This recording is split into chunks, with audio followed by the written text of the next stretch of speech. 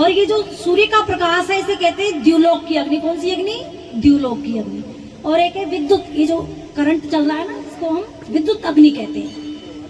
ये जो 3 अग्नियां हैं इनका बहुत महत्वपूर्ण कार्य है। उस कृषि में, उस खेत में जब बीज डाला तो ये भौतिक जो अग्नि है ये कहाँ है? ये पृथ्वी के केंद्र में परमपिता परमात्मा ने हम सबके उपकार के लिए स्थापित, जैसे हमारे बिल्कुल ठीक मध्य भाग में नाभि है, ऐसे पृथ्वी के केंद्र में इस भौतिक अग्नि को स्थापित किया। ये बीज के अंदर प्रवेश करती है और वहां वो आप गेहूं, उसका चना का दाना, मटर का दाना तोड़ करके देखो तो उसमें एक सूखा हुआ बोलो अंकुर मिलता है ना।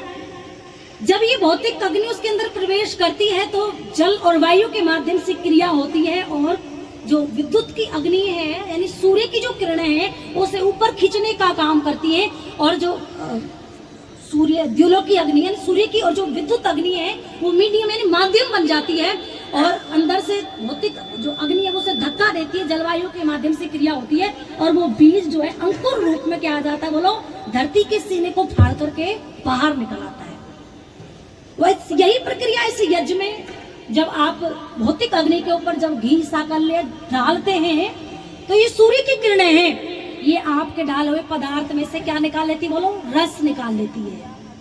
और रस को सूर्य की अग्नि इसमें भी काम करी, भौतिक अग्नि है साथ में, और विद्युत जो मीडियम बन जाती है वो देश देशांतरों में आपके डाले हुए पदार्थ में से जो घी सामग्री, मेवा, मिष्ठान जो आपने अच्छा अच्छा डाला है उस सब का रस निकाल कर भाप बना करके देश देशांतरों में क्या कर देती है बोलो, वितरित कर देती है। तो देखो वायु की शुद्धि होती है, कहीं हवन हो तो दूर तक सुगंध फैल जाती है। अच्छा मिर्ची डालो आप अग्नि के ऊपर तो बोलो वो उसकी जो है धांस जिसे कहते हैं वो फैल जाएगी वायुमंडल में, लोग बैठ नहीं पाएंगे। जबकि इस यज्ञ की अग्नि से बोलो मन प्रसन्न हो जाता है, होता है ना, कहीं हवन हो रहा है जी। ये देश कितना भी आप एक क्षेत्र ले लीजिए, यानी एक व्यक्ति के लिए लाभ देने वाला यज्ञ नहीं, ये जितने भी संपर्क में इस वायु के आएंगे उन सबको लाभ प्राप्त स्वतः ही बोलो, क्योंकि वायु का शोधन हुआ। अब जब वायु का शोधन हुआ यानी जब वायु की शुद्धि हुई तो ये ऊपर गया, बादलों को शुद्ध किया। इस अग्निहोत्र ने, आप कहोगे जी ये आधा किलो 1 किलो घी का हवन आपने कर लिया और आप कैसे कह सकते हैं कि आपने इतने बड़े वायुमंडल को शुद्ध कर दिया? ये माताएं बैठी, इसका उदाहरण आप समझो थोड़ा सा। आप घर में दाल बनाती हो ना, आपने मूंग की 5 किलो दाल बना करके कुकर में रखी है, तैयार बनाई है, उसे छोका नहीं है। अच्छा बताओ, जब आपकी 5 किलो दाल रखी हुई है तो उसे आप छोंक लगाओगे तो आपको क्या, किस सामग्री की आवश्यकता पड़ेगी बोलो? तेल की, यानी घी की, जो भी आप जिससे छोंकते हैं। अच्छा जब 5 किलो दाल आपकी रखी हुई है तो आपको कितना घी लेने की आवश्यकता है? 5 किलो ना, माताओं की गर्दन गई ना। 100 ग्राम, 200 ग्राम, 300 ग्राम, इतना ही तो आप जो है घी लोगी। 200 ग्राम आपने घी ले लिया। अच्छा बताओ, उसमें छोंक लगाने के लिए आप जीरा हींग जो प्रयोग करती हो, क्या वो 5-5 किलो ही लोगी ना? कुछ मात्र जीरे के कण, कुछ मात्र हींग के कण, और आप उस घी में जब वो खोल जाता है, गर्म हो जाता है, उसमें डालोगी और वो दाल को उसमें अदल बदल, वो यानी मात्र 100 ग्राम घी, 50 ग्राम घी, 200 ग्राम घी, बोलो 200 ग्राम तो बहुत हो जाएगा ना, इतना नहीं लेती माताएं। 150 ग्राम जो घी है वो 5 किलो दाल को सुगंधित कर देता है। बोलो यही प्रक्रिया जो है, जब आपने 50 ग्राम या 100 ग्राम, आधा किलो घी का हवन किया तो ये आपका 500 ग्राम का किया हुआ यज्ञ, थोड़ी सी साकल्य सामग्री जो आपने डाली है, ये वायुमंडल में फैल करके लाखों टन जल को शुद्ध करने का काम करता है। लाखों टन जल को शुद्ध करता है। और जब वो शुद्ध जल वर्षा के माध्यम से जब खेती में, कृषि में गिरता है तो बोलो आपका क्या हो जाता है? अन्न भी क्या हो जाता है? शुद्ध। लाखों टन अन्न की शुद्धि हो जाती है। और जब देखो इस दुनिया में आप आज गांठ बांध करके चले जाना, कोई भी एक ऐसा कर्म नहीं है, आप साइंस पढ़ लो, साइंस के अंदर भी कोई ऐसा कर्म नहीं है जिसके करने से केवल एक कर्म पूरी दुनिया के अंदर जो आध्यात्मिक लाभ की भी प्राप्ति करा देवे और भौतिक लाभ की भी प्राप्ति करा देवे। केवल एक कर्म हम दावा करके कहते हैं कि कोई एक कर्म आप ऐसा ढूंढ लाओ, पूरी दुनिया का चक्र लगा करके, पूरी दुनिया का साइंस पढ़ करके, पूरी दुनिया की फिलॉसफी पढ़ करके आप कोई एक ऐसा कर्म ले आओ और बताओ कि ये भौतिक लाभ भी प्राप्ति और ये आध्यात्मिक लाभ की भी प्राप्ति कराएगा। दुनिया में कोई ऐसा कर्म नहीं है, केवल एक कर्म है, और वो क्या है? ये देव यज्ञ, जिसके करने से वायु की शुद्धि हुई, जिसके करने से जल की शुद्धि हुई, जिसके करने से अन्न की शुद्धि हुई। और ये भौतिक लाभ है, वायु का शोधन, जल का शोधन, अन्न का शोधन, ये क्या है? भौतिक लाभ। और यहाँ जब उस शुद्ध सात्विक अन्न को खाने लगेंगे भोजन के रूप में, तो भौतिकता अध्यात्म में बोलो परिवर्तित हो जाती है। आप बड़े बुजुर्ग, आपके दादा परदादा ये कहा करते थे कि जैसा खाओगे अन्न वैसा बनेगा, बोलो बोलो, क्या बनेगा? मन। और जैसा पियोगे पानी वैसी बोलोगे वाणी। अन्न का जो संबंध है वो किससे है? बोलो, मन से है। अगर मैं इन आंखों से बुरा देखती हूँ तो ध्यान रखना माताओ, मेरी आंखों का दोष बोलो नहीं है, क्योंकि अंदर से ये तो भौतिक है, बाहरी रूप को अंदर से जो दिखवाने का काम कर रहा है वो कौन है? बोलो, बैठा हुआ मन। अगर मैं इन पैरों से अच्छी जगह जाती हूँ सत्संग में, बोलो, अगर दारू के ठेके पर व्यक्ति जाता है इन पैरों से चलकर, तो बोलो उसके पैरों का दोष बोलो नहीं है, ये उसके मन, बोलो मन ले जाता है। बोलो, ले जाता है कि नहीं ले जाता? अगर मैं इन कानों से गलत सुनती हूँ, इस वाणी से गलत बोलती हूँ, तो बोलो इन आंखों का, इन कानों का, इस मुख का, बोलो वाणी का दोष, क्योंकि अंदर बैठा हुआ मन सब करवा रहा है। इसलिए कहा मन साना कोई और शत्रु हुड़दंगा है, मन से ही रीत प्रीत, मन से ही शांति गीत, मन से ही कलह कपट द्वेष गंगा है। मन ही मिलाता ईश और मन ही दिलाता मुक्ति, मन ही तो डालता सुकर्मों में अड़ंगा है। मन है मरीज तो लजीज कोई चीज नहीं, और मन यदि चंगा तो खटौती में ही गंगा है।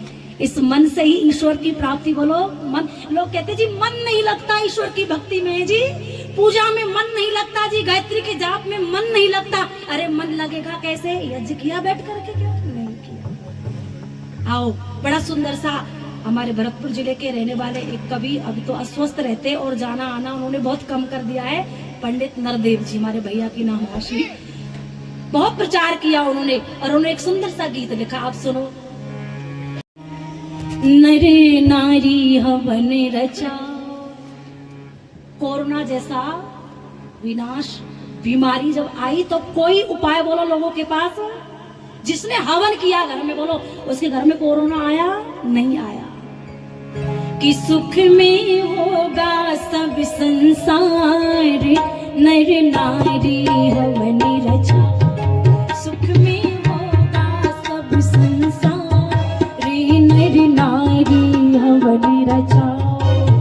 नर नारी हवन रचाओ, परिवारी हवन रचाओ। नर नारी हवन रचाओ, परिवारी हवन रचाओ। सुख में होगा सब संसार, नर नारी हवन रचाओ। सुख में होगा सब संसार, नर नारी हवन रचाओ।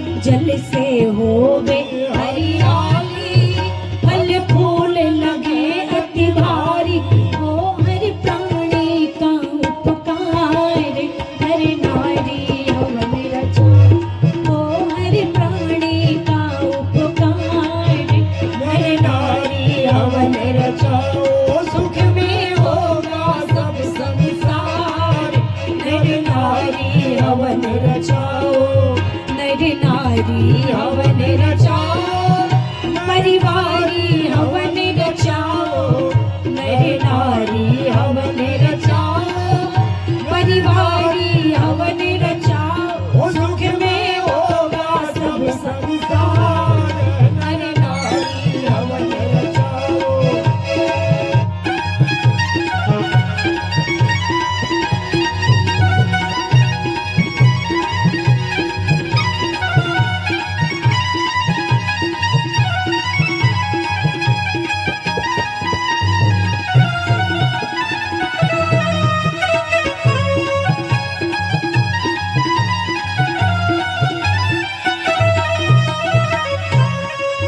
सुख पावे जनता सारी, ना फैले कोई बीमारी, सुख पावे जनता सारी, ना फैले कोई बीमारी, सुख पावे जनता सारी, ना फैले कोई बीमारी, सबको शुद्ध मिले आहार, नर नारी हवन रचाओ, सबको शुद्ध मिले आहार, नर नारी हवन रचाओ, नर नारी हवन रचाओ, नर नारी हवन रचाओ, नर नारी हवन रचाओ, परिवारी हवन रचाओ, सुख में होगा सब संसार, नर नारी हवन रचाओ।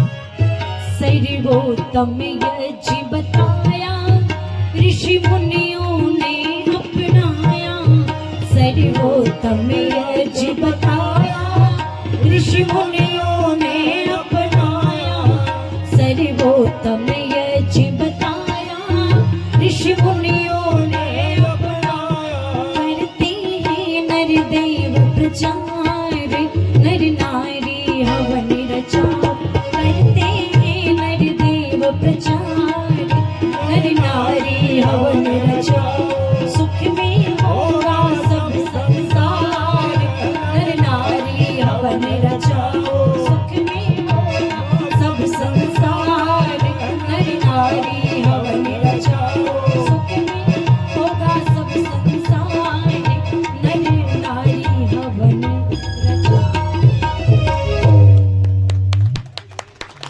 आदरणीय श्री